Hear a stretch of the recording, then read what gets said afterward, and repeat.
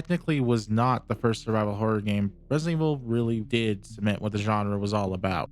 There's no denying that stripping a special tactics team of all their weapons and defenses while there's monsters about is just a genius idea. It made a typical zombie mutant situation very serious and therefore tense. You could almost forgive the horrendous introduction and ending scenes. I mean, really, who could forget those?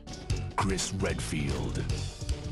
So after Resident Evil exploded, there was inevitably going to be some level of imitation out there. Titles like Silent Hill did really good, while others went forgotten or unknown or just plain sucked.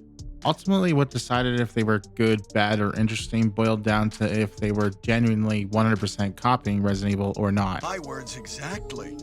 Generally, those that stayed away from the mutant and zombie thing, they did pretty good. But those that did try to emulate it, well, they ended up like Chaos Break.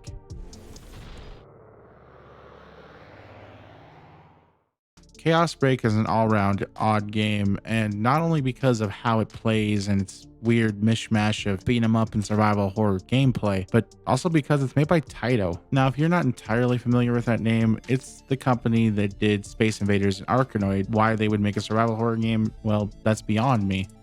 Hello, I like money. What's stranger is that this game is a sequel to a game called Chaos Heat. Well, I think it's a sequel. The title screen says so, but aside from that, I can't see any connection. The original seems to be a MAME arcade game with far more interesting looking gameplay and way better enemy design. In fact, aside from a few shared models, I really don't get the connection here. There doesn't seem to be a whole lot of information regarding these games either. The Chaos Break Wikipedia doesn't even seem to know what genre the game is.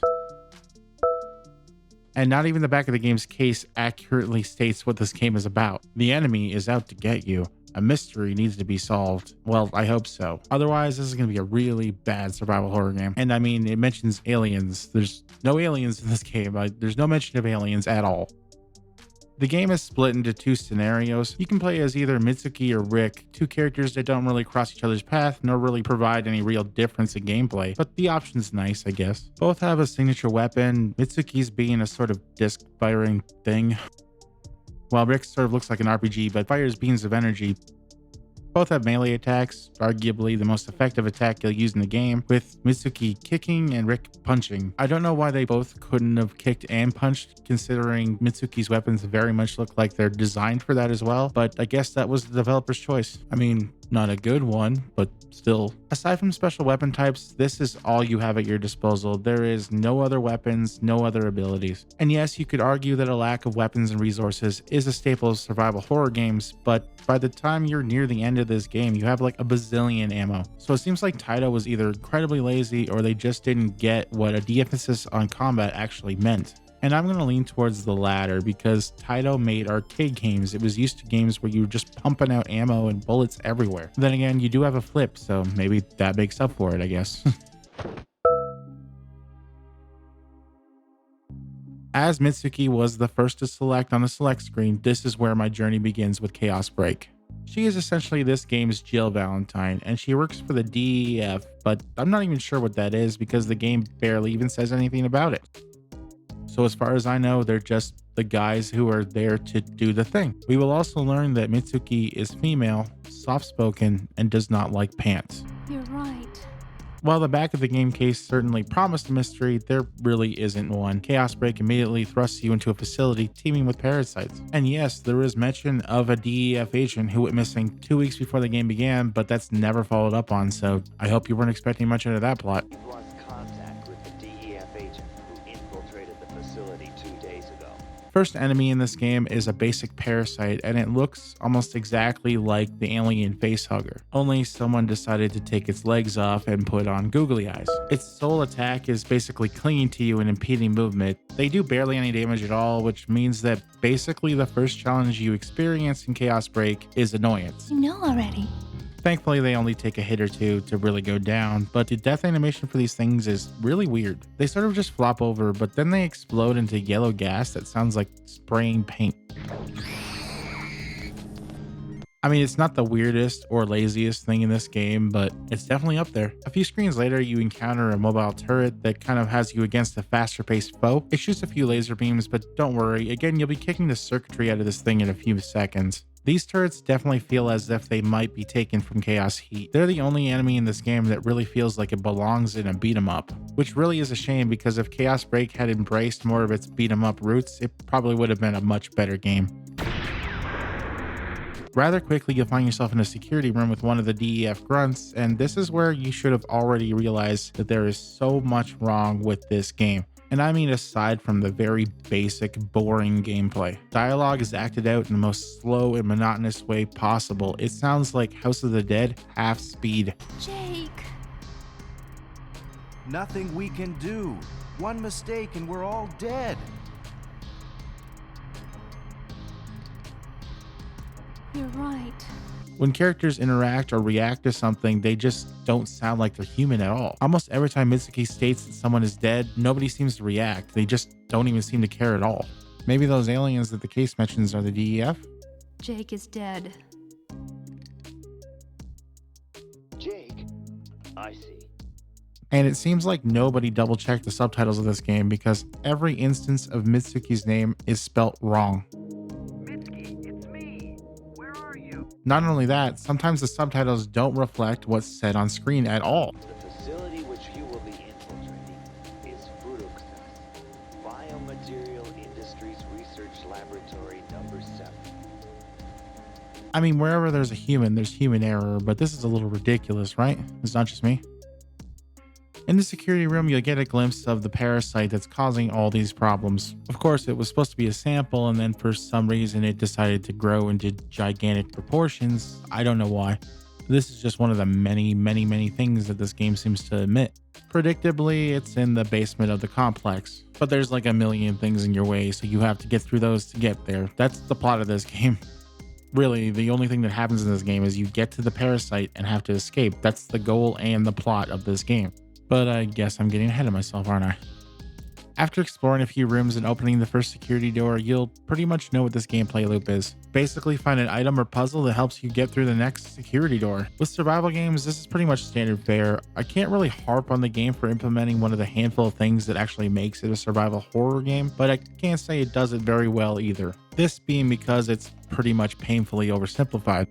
If progress demands a puzzle instead of a key, which most of the time it does, you'll usually be backtracking to an area you've already been. This means that the game is a whole lot of padding, a whole lot of walking back and forth, and you can't go to these areas the first time through. They're usually locked with something you find in the further area that you just came from. It has to be the one instance in this game where the developers actually thought something through. Sadly, it's again just annoying. Nobody wants to constantly backtrack through empty corridors, especially when they're barely provided clues as to what to do next. And it's made so much worse because you have to see every single door opening animation over and over and over again. Unlike Resident Evil or Dino Crisis, they are not played out in a separate scene. Most of the time you can see the areas already loaded in. They just put these in here because Resident Evil did it. And when a new area actually is loaded in, you still see the loading screen and the animation.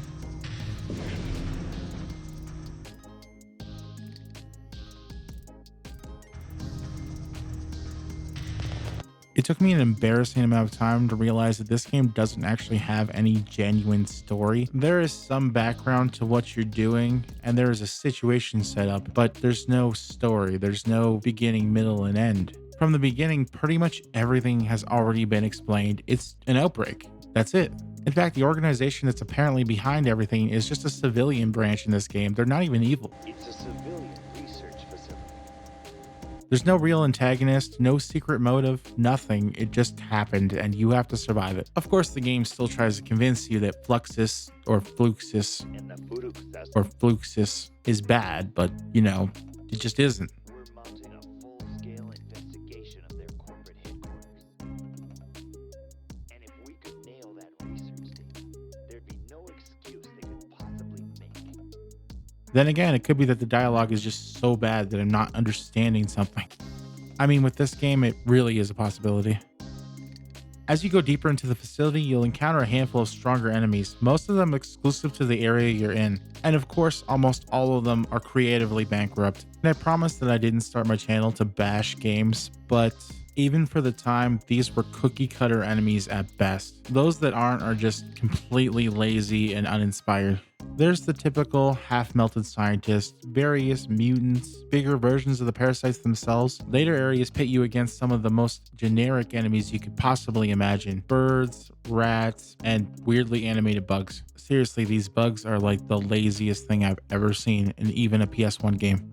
If it feels like I've been summarizing things up till now, it's because literally nothing really happens until you're near the 4th security area. Once you get the 4th security key, it actually feels like something's happening in the game. I mean, not story-wise, but at least gameplay-wise. It is good to note that from here on out, enemies actually do pose somewhat of a threat. Their attacks and animations seem better suited to handle your melee attacks now, so all of a sudden you'll be switching between both melee and using your weapon. Most of them are bullet sponges though, so it's better to just pace yourself by kicking the crap out of them slowly. Before now, puzzles had ranged from Sudoku to crossword puzzles. Now you'll be tasked with locating items for a cure. And no, really, that's not much better, but bear with me here, it's at least more suited for a survival horror game than Sudoku. Better yet, you'll be rewarded with a really cool sequence where you get to perform an autopsy on one of the parasites, all to reach a vital gland within. But of course, nothing like that actually happens in the game ever again. After this, the game pretty much just turns on its head. All of a sudden, you'll be escorting Rachel, a scientist who suddenly becomes an important character. I couldn't tell you why she's important. She was half dead for like a quarter of the game, but she's important. And if Chaos Break says she's important, well, I'm damn well gonna listen. This is where I'm going to warn you about spoilers if you really want to play this game. Maybe you don't trust me, and you know what? That's fine. Anyhow, while Chaos Break does not really have a story, I am going to say this is probably where the game begins to end. So if you want to experience this mess for yourself and see how it ends on your own terms, then turn back now or click the timestamp somewhere. I don't know where. It should point you towards the next section, which is Rick's campaign. So if I don't see you now, I'll see you then.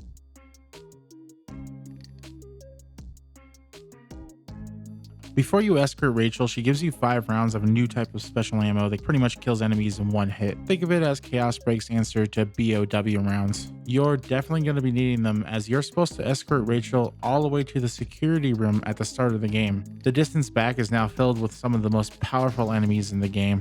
So you're really going to have to space out that special ammunition for emergencies, especially when Rachel gets herself cornered. Seriously, this entire section is a complete and utter nightmare. Rachel moves incredibly slow, flying ever so slowly towards you rather than the next door. Headless brutes constantly close in on the pair of you, and these guys are not the same pushovers you dealt with earlier in the game. They hit incredibly hard and fast. While you're being cornered by one, another will corner Rachel, and you'll find yourself dying over and over, or Rachel, and reloading and loading and reloading and loading the game over and over and over.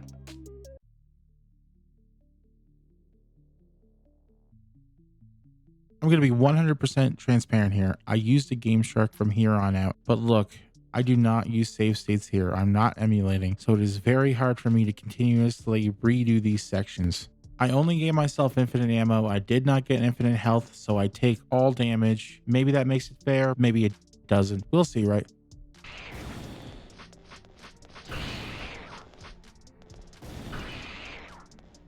Once and if you manage to get Rachel to the security room alive, maybe illegitimately, you are tasked with entering the lower areas of the complex and finding some tools to repair communications to finally call for help. And things have been so vague and confusing up to this point that I had no idea that we're trying to call for help at all. I thought we were going after a parasite. But honestly, I am so worn out from Chaos Break right now that I don't care. I will take it. Don't you worry, just get going. So to sum up the next area, you're basically about to enter the sewers, which is a complicated maze of same looking rooms and corridors that makes it hard to find out where you're actually going. And no, I don't know why the radio center and all that's down in the sewers, but then again, Chaos Break hasn't exactly been the greatest source of logic yet, has it? I know already.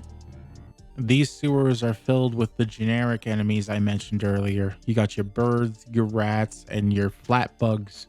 None of them really put up a threat, and it's kind of nice after you got ganked for like an hour trying to save Rachel. For a split second, the game does flirt with the possibility of another escort mission, but this time the scientist actually knows his own workplace and makes his way back all on his own, even after being attacked. Rachel could really learn something from this man.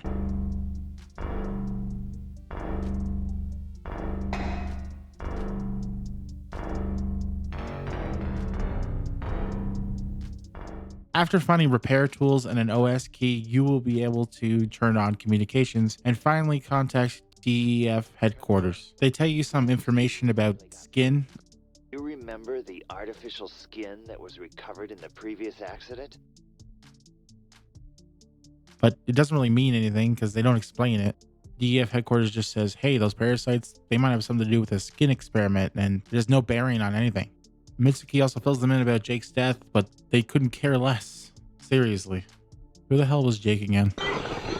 All that's left now is to basically go and fight the last boss. For reasons that defy logic, the last boss is also in the sewer in a holding facility. For some reason, Plexus decided that the best place to put a dangerous parasitic entity was in a sewer. Two giant tentacles attack you, but really they don't seem to do much. Even with infinite ammo, I wasn't even sure if I was actually doing damage or if when I used the terminal in front of them, that's what actually won the battle. Either way, it wasn't much of a boss fight, and neither is its second form. With its final breath, Chaos Break decides to take one more Resident Evil tool to the grave, and now you're faced with a timer as you're trying to go fight the next form of the last boss and finally escape. But I'm gonna guess you probably expected the game to do that, didn't you?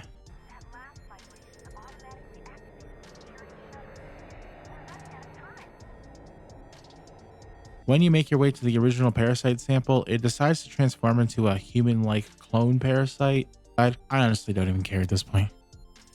The last boss is not very fun, nor is it very cool or anything. It doesn't do anything interesting. Yes, I have a Game Shark code on, but I mean, really, what does that matter when the boss is just walking towards me, doing a couple attacks and just being a bullet sponge? I can only imagine that without the code, this battle would just go on forever. Actually, no, like I do not want to imagine that. Finally, you can now leave the facility via the way you came in and you are free to go. You can now escape. And the ending is just, it is priceless. As Mitsuki tries to escape the Fluxus facility, a giant tentacle comes out and tries to grab her. She does escape and it sits there frustrated as she flies away. And that's it. The facility doesn't even blow up. Nothing else happens. So we're just left to assume that the parasites just ran free. I mean, Mitsuki's fine. She's off doing whatever, but everybody else, they're screwed. There is a completion screen that does tell you how many enemies you killed and how many data discs that you have collected, but it doesn't mean anything. In the end, it doesn't save, so you don't really unlock anything and you don't really get any bonus modes or weapons or anything. Yes, it seems that all you're left to do now is to play Rick's campaign. Ugh.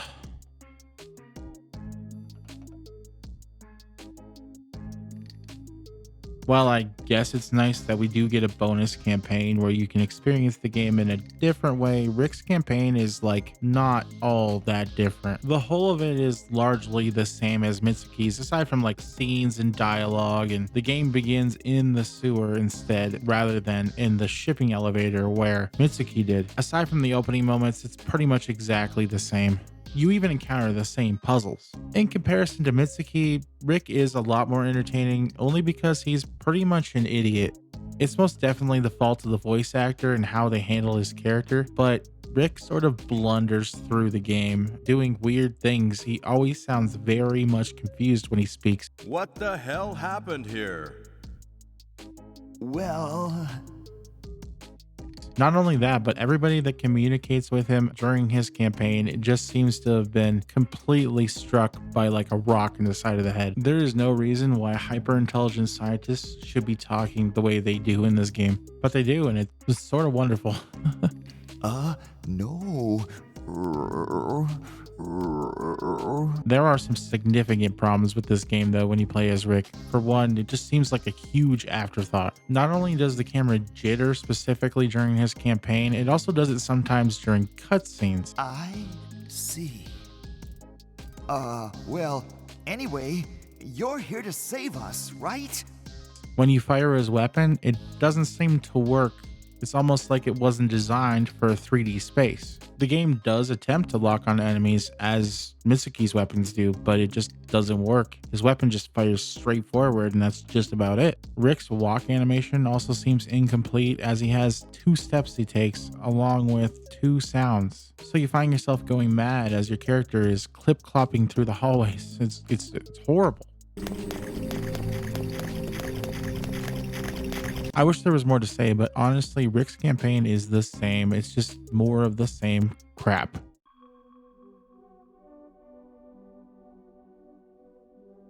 It's obviously a bad game, but I'm sure there's reasons behind it.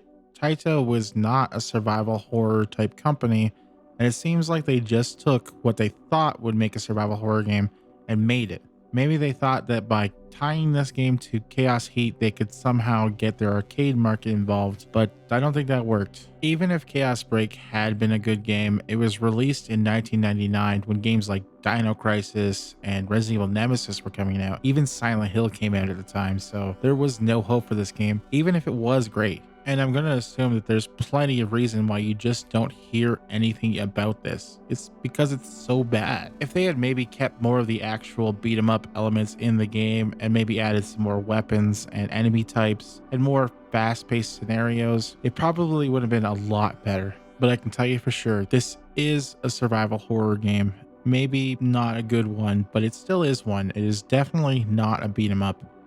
Thank you so much for watching. If you've watched all this is my first foray into actual long form content, and it's been a huge undertaking. Long form videos are going to be available every Friday, but do expect plenty of other content, even maybe some streams in the future.